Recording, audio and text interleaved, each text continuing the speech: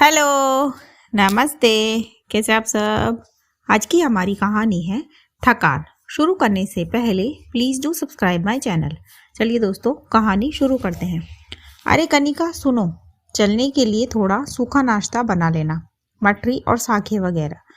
अब बच्चे साथ होंगे तो मांगेंगे, सरस्वती जी अपनी बहू से बोली। फिर कनिका ने सहमति में सिर हिला दिया। दरअसल कनिका और उसके घर वाले सब घूमने आगरा जा रहे हैं, क्योंकि बच्चों की गर्मियों की छुट्टियां हैं। नहीं नहीं, कनिका के बच्चों की नहीं, उसके नंद के बच्चों की। कनिका की शादी मोहित से हुई है 8 महीने पहले। उसकी फैमिली में उसके पति के अलावा उसके सास ससुर, सरस्वती जी और दिवाकर जी के साथ उसकी एक नंद भी है, रोशनी, जो कि शादीशुदा है। उसका ससुराल पास ही है, तो वो ज़्यादा दिन छुट्टियों में रुकने तो नहीं आई, पर उसी ने जिद करी, इसीलिए घूमने का प्लान बना है। खैर, सुबह जल्दी निकलना था तो कनिका ने एक दिन पहले ही सब नाश्ता बनाया, और ऊपर से उसकी नंद और उनके दोनों बच्चे, बेटी काव्या और बेटा अंश भी एक दिन पहले ही आ गए। तो कनिका का काम काफ़ी बढ़ गया था। उस रात वो देर से सोई और फिर निकलने के लिए जल्दी उठना पड़ा, तो उसकी नींद ही पूरी नहीं हुई। फिर कुछ 5 घंटे का सफ़र तय करके वो लोग आगरा पहुँचे। कुछ 11 बजे वो लोग वहाँ पहुँचे। फिर घूम फिर कर वहाँ से निकले तो घर आते आते शाम के 7 बज गए थे। अब नींद पूरी ना होने के कारण और थकान से कनिका के सर में दर्द होने लगा था, तो उसने सोचा घर जाकर आराम कर लूँगी। वैसे तो घर के सारे ही लोग थक गए थे, तो सब जाते ही आराम करने लगे। फिर सरस्वती जी ने कनिका को आवाज़ लगाई, और जब कनिका आई तब वो बोली, अरे कनिका, एक काम करो, डिनर में कुछ हल्का सा ही बना लो। ऐसा करो, दाल चावल और थोड़ी सी चपाती और रायता बना लो। डिनर का नाम सुनकर कनिका को बहुत गुस्सा ही आ गया।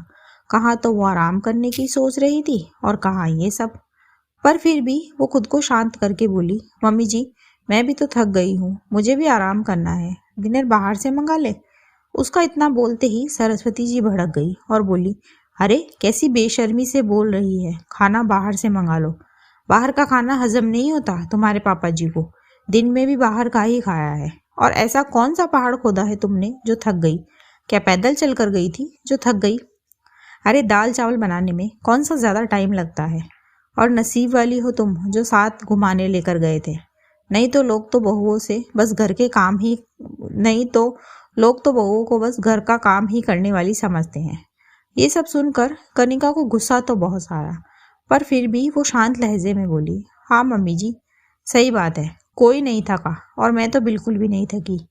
तो ऐसा करते हैं, मैं दाल बनाती हूँ, आप रोटी बना लो और दीदी चावल बना लेंगी, और फिर बर्तन मिलकर कर लेंगे।